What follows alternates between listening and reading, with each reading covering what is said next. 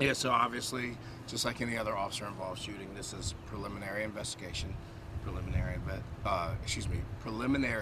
information. Things are fluid, they can change, but as of right now, I want to discuss the things that I can confirm that happened. So earlier this morning, one of our SWAT teams was working a dangerous individual who was wanted for a serious crime, and SWAT was given information that this gentleman was in this particular area. When SWAT arrived, they did make contact with the suspect in question that they were looking for, confirming the identity of, in fact, that suspect being the person that they were watching. At some point during the interaction with SWAT officers, I can confirm that an officer did discharge their firearm, striking the suspect. The suspect was transported to a local hospital. That suspect is currently in stable condition. Thankfully, no officers were injured. No one in the public was injured, but it's important to know, obviously, given this is an unusual area where we do not see a lot of crime, we just want to reassure the public that this is a safe, contained situation and there's no longer a threat to the public. Were any guns recovered off of the suspect? I can confirm that there was a firearm recovered from the scene that obviously was not the police firearm. So, like I said, it's still early. We're working through that, but I can confirm we did recover a firearm. With the suspect out in Toledo?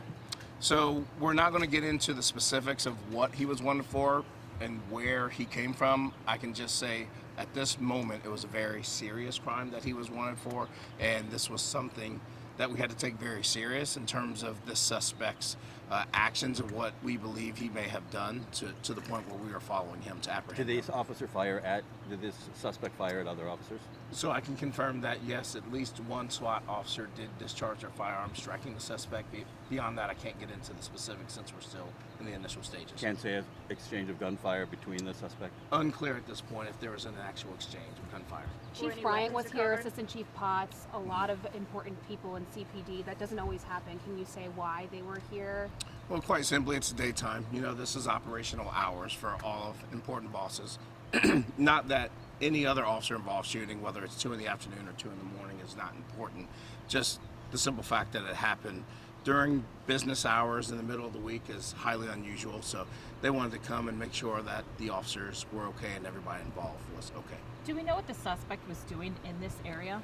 We don't know that, and that is one of the things that investigators are actively trying to determine right now, because we don't believe there's any reason for him to be in this specific area in terms of knowing someone or trying to engage in any additional criminal activity. Was the suspect pulled over in a car? We saw a car that was being looked at. Was he in a home? Where was he? There was a vehicle involved, and this interaction, I can say, happened outside. Beyond that, we can't get into the specifics just yet until we continue the investigation. You said at least one SWAT officer fired. Do you know how many at this point in time? At this point, we believe it was only one SWAT officer that discharged a firearm, but again, it's early, and until BCI gets here to go a little bit deeper, we can't get too further into the investigation. So you're saying he's unstable, so you believe these are not life-threatening injuries to the Correct. suspect? We do believe that he will survive his injury. And again, we just want to reassure the public that this was an isolated incident with this suspect, and we hope to have more information by 5 p.m. tonight. Just to confirm the basics, BCI is investigating this because it's an officer-involved shooting? Correct. How long had SWAT been investigating or following this suspect? I can confirm this suspect had been looked at by Columbus Police SWAT for at least 2 days. John, I'm sorry I got here late. What was the logistics of the situation here today? Essentially, just to rehash what we already discussed, that our SWAT team was investigating a wanted felon for a serious crime that was committed, and during the course of their investigation over the last 2 days, they got word of the suspect being in this particular area. The SWAT officers then saw the suspect in this particular area. We can confirm that at least one SWAT officer discharged their firearm, striking the suspect. The suspect was transported to a local hospital in stable condition. He's expected to survive his injuries, an adult male.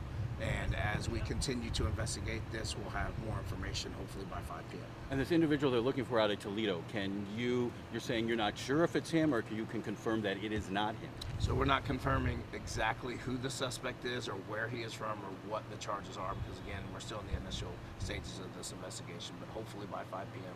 we'll have more information to discuss. Thank you. Thank you.